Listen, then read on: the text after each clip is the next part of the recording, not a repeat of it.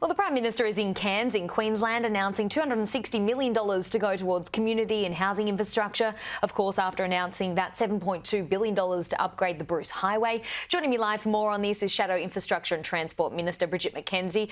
Good morning to you. Thanks for your time today. I mean, the unofficial pre-election blitz is well and truly underway. What are your thoughts on these announcements and I guess the focus on Queensland and the NT? Yeah, well, great to be with you, Holly. I think as Australians are actually asking the question at home, struggling to work out how they're going to pay for their post-Christmas credit card bill, we've got the Prime Minister on a post-Christmas spending splurge, and $7.2 billion on Monday, $50 million yesterday, $260 million this morning. By the end of the week, who knows how much? And I think we need to be asked, taxpayers need to be asking, given the Reserve Bank's warnings, given the Reserve Bank will be watching this spend very, very closely as they head towards making their interest rate decision in February, is this the right tactic by the Prime Minister and in the national interest? Because it's a lot of money over a couple of days and we haven't seen the end of it yet. And the RBA's decision, of course, is what really matters to Australians at the moment who are struggling. Queensland and the NT, it's interesting because two places that turned its back on Labor, essentially. What does this tell you about Labor's concerns in the upcoming election?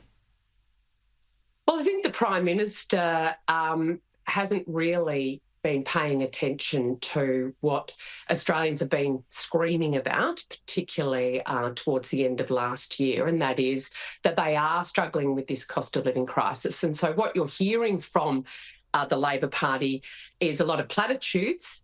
They understand your pain, Australians, but they're actually not making the tough decisions that economists and the Reserve Bank have been seeking them to do when it comes to budget spending.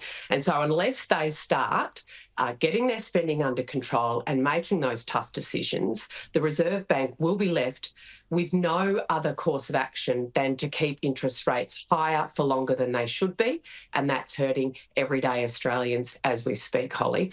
In terms of Queensland, we know the Prime Minister is hopeful, but Queenslanders have turned against the Labor Party in quite large numbers at the last state election, as has the Northern Territory at their recent election of the CLP in quite a landslide.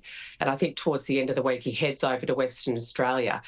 It'll be interesting to see if Australians, as I said in my opening remarks, take kindly to the Prime Minister flying around the country with bucket loads of their hard-earned tax dollars out the door as they're struggling to pay their post-Christmas credit card bill. Just on one of the announcements, the Bruce Highway, this is obviously definitely needed. It's a very dangerous piece of road. We know that. Will the coalition match the upgrade if elected? Well, we have got a really strong record of investing in the Bruce Highway. When we were in government, we had $10 billion of forward works on the highway. It's useful to remind viewers that since coming to power, the Albanese government over its last three budgets have actually cut and delayed projects right along the Bruce, whilst we know that 45% of it only has a 2-star safety rating. So for the last 3 years, they've been busy cutting and delaying projects essential to get the Bruce upgraded. And then, Monday they decide to put $7.2 billion on the table. So the coalition will always back budgeted money into upgrades for the Bruce Highway because we want people to be safe and we want those critical freight routes as efficient as possible. Okay, also today I want to get your thoughts on this. Let's talk about the high-speed train line from Sydney to Newcastle. The cost of building it is estimated at up to $32 billion. What do you make of the modelling? Well, I'd like to see it, Holly. I mean, the fact is that this is the Prime Minister's signature infrastructure promise.